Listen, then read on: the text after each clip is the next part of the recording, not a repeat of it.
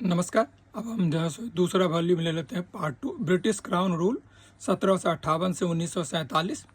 इसके अंतर्गत जितने भी एक्ट पास किए गए, गवर्नमेंट ऑफ इंडिया एक्ट 1858, इससे हम शुरुआत करेंगे। भारत सरकार अधिनियम 1858, फॉर्मेट वही रहेगा, ईयर कंटेक्स्ट, ठीक है ना, main provision, significance and limitations, ताकि कोई भी चीज़ पूछे तो आपके हाथ में रहे। इसका जो ईयर ऑफ कंटेक्स्ट था वो था 1857 के विद्रोह के बाद कंपनी शासन समाप्त। मेन प्रोविजन रहा भारत का शासन ब्रिटिश काल के क्राउन के हाथ में। Secretary of state for India और काउंसिल ऑफ इंडिया की स्थापना। गवर्नर जनरल को वायसराय बनाया गया। सिग्निफिकेंस भारत में क्राउन शासन की शुरुआत। और लिमिटेशंस जनता की भागीदारी इसमें बिल्कुल शून्य रही।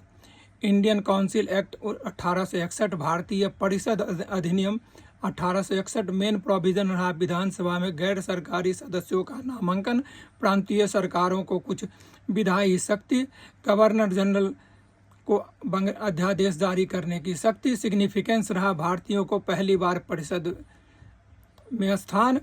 और लिमिटेशंस रहा केवल सलाहकार की भूमिका में, उसका कोई बहुत अहम जो है सो रोल नहीं था।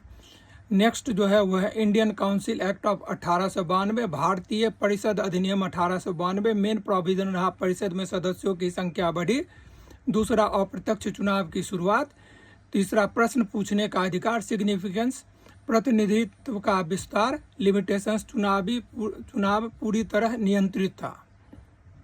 नेक्स्ट जो रहा इंडियन काउंसिल एक्ट 1909, जिसको कि मोरलो मिंटो रिफॉर्म 1909 के सुधार के नाम से भी जाना जाता है। मेन प्रोविजन है विधानसभा में गैर सरकारी सदस्यों की संख्या बढ़ी। मुसलमानों के लिए आत्म निर्वाचन। केंद्रीय व प्रांतीय परिषद में सुधार। सिग्निफिकेंस रहा इसका पृथक निर्वाचन प्रणाली का आरंभ। लिमिटेशंस रहा सांप्रदायिक रणनीति को बढ़ावा। नेक्स्ट जो रहा इनरो वो है गवर्नमेंट ऑफ इंडिया एक्ट 1919, ठीक है ना, जिसको कि मॉन्टेग्यू चेम्सफोर्ड रिफॉर्म कहा जाता है, 1919 के सुधार। मेन प्रोविजन इसका रहा द्वैध शासन, डीआरकी, प्रांतों में आरक्षित व अंतरनीय विषय, केंद्रीय व प्रांतीय विधानमंडलों का विस्तार, मताधिकार का विस्तार। सिग्निफिकेंस इसका रहा प्रांतीय स्वशासन की ओर कदम बढ़ाया। लिमिटेशंस, द्वैध शासन असफल रहा। Government of India act 1935, Bharat सरकार अधिनियम 1935, मेन प्रोविजन रहा प्रांतीय स्वायत्तता, संघीय संरचना का प्रावधान, द्विसदनीय विधानमंडल, मताधिकार का व्यापक विस्तार। भारत का सिग्निफिकेंस इसका रहा भारत का अब तक का सबसे बड़ा संवैधानिक सुधार। और संघीय व्यवस्था लागू नहीं हुई। उसके बाद जो नेक्स्ट रहा फाइनल वो रहा इंडिया इंडिपेंडेंस एक्ट 1947, भारतीय स्वतंत्रता अधिनियम 1947। इसका मेन प्रोविजन रहा भारत व पाकिस्तान दो डोमिनियन।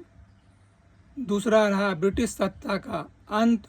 तीसरा रहा संविधान सभा का पूर्ण शक्ति। सिग्निफिकेंस रहा जो है स्वतंत्रता की प्राप्ति। लिमिटेशंस रहा विभाजन की त्रासदी, ठीक है। तो ये जो है सो रहा, जिसको हमने दो भाग में करके आपके लिए उपलब्ध करा दिया। पहला कंपनी शासन के अंतर्गत जो एक्ट रहा, और दूसरा भाग रहा जो ब्रिटिश क्राउन के अंतर्गत जो भी एक्ट रहा, उसका जो है सो हमने ये एक जो है सो छोटे छोटे सेगमेंट में बना के डाला है, ताकि प्रीलिम्स में आपको जितना पढ़ना है उतना पढ़िए, और इसको विस्तार से हम लोग बाद में जो है सो समझने का प्रयास करेंगे। मेरे जो है सो ज्ञान के हिसाब से ये हमने अच्छा देने का प्रयास किया है। और इस सब को जब भी आप लिखें हम यही सजेस्ट करेंगे, प्लेन पेपर वाला जो होता है, जिसमें रूल वाला नहीं, प्लेन पेपर वाला कॉपी लें। उसमें दोनों साइड जो है सो 1.5 इंच का पहले जो है सो लाइन खींच दें, उसके बीच में इसको नोट करें, ताकि इसमें अगर आपको कोई संशोधन की ज़रूरत हो तो उसी पेज में और वहीं पे एस्टेरिस्क वगैरह कुछ मार्क देके आप ऐड कर लें। बाकी अब जब फाइनल अपना नोट बनाएं तो ताकि एक जगह इकट्ठा रहे। नहीं तो क्या होता है, जो आप उसको भूल जाएंगे, दूसरे जगह लिख लेंगे, फिर वो आपको मिलेगा नहीं, आपका अधूरा रह जाएगा। तो फुल प्रूफ प्रोग्राम के साथ जो है सो साथ चलिए। All the best, thank you very much. Please जो है so like, share and subscribe जरूर कीजिए, ये हमारा आप लोगों से आग्रह है। Thank you very much.